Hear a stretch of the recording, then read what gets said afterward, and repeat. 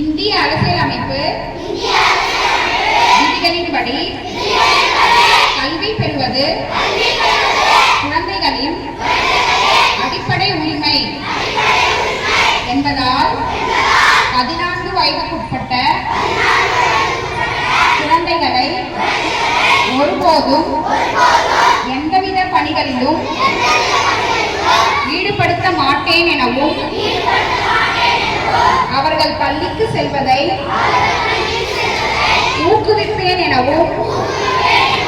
குழந்தை தொழிலாளர் முறையினை முற்றிலுமாக அகற்றிட சமுதாயத்தில் விழிப்புணர்வு ஏற்படுத்துவேன் என்றும் தமிழ்நாட்டை